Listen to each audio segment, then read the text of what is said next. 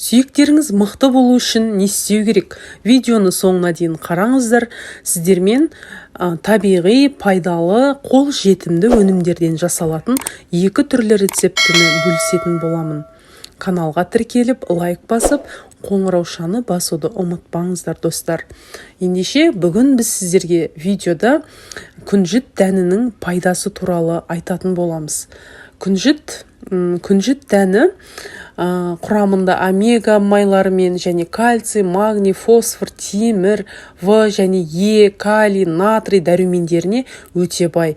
Біз оны кондитерлік өнімдерде, самсаның бетіне сепкенін салат жасауда және тамақ жасауда, нанның бетінде сепкенін осы күнжіттерді көріп жүрміз.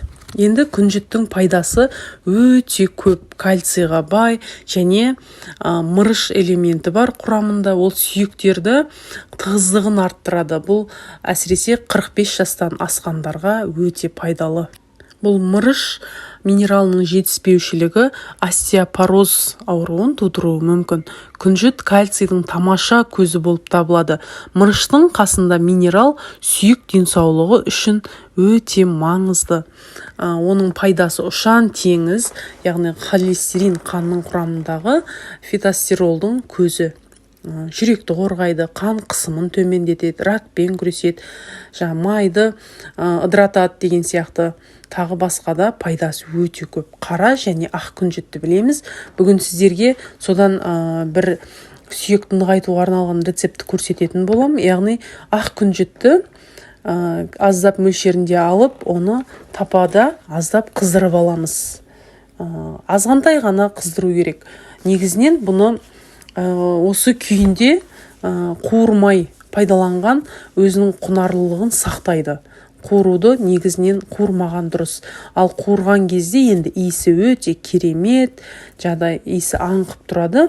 Бізге сол иісімен ұнайды. Балалар көп жеп қоймау үшін жаңағыдай калориясы өте көп. Соны қадағалау керек. Сол үшін мен оған аздап қуырып жіберемін. Дәмі үшін, жаңағыдай калориясын кішкене төмендету үшін аздап қана қызартып алуға болады. Калориясы өте жоғары, яғни 100 граммының өзінде 560 килокалория болады. Бұны артық салмақпен күресіп жүргендерге ұсынылмайды. Және жүкті әйелдерге ұсынуға болмайды. 5-7 жастағы балаларға да ұсынуға болмайды. Енді осы аздап қана қызартып алған күнжітімізді қанша бөлік күнжіт алсаңыз, сонша бөлікте үйдің таза балын қосамыз.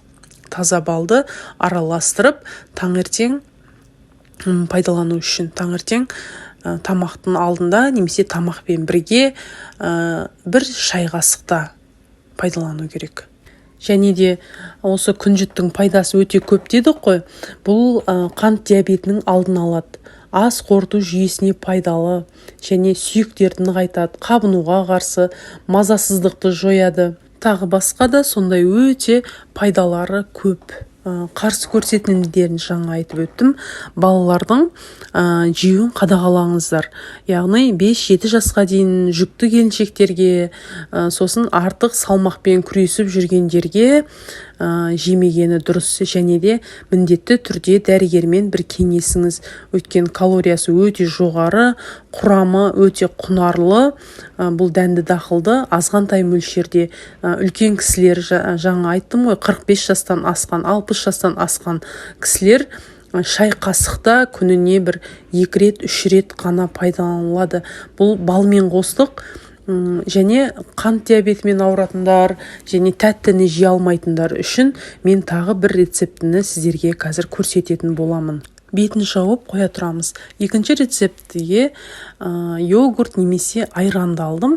Ол жерде бір шай қасықта немесе 1,5 шай қасық қосып, балаларыңызға немесе өздеріңіз тұтынсаңыздар болады. Дозасына міндетті түрде мөлшеріне мұқият болыңыздар. Өйткені күнжітті жалғыз өзін тұтынуға болмайды.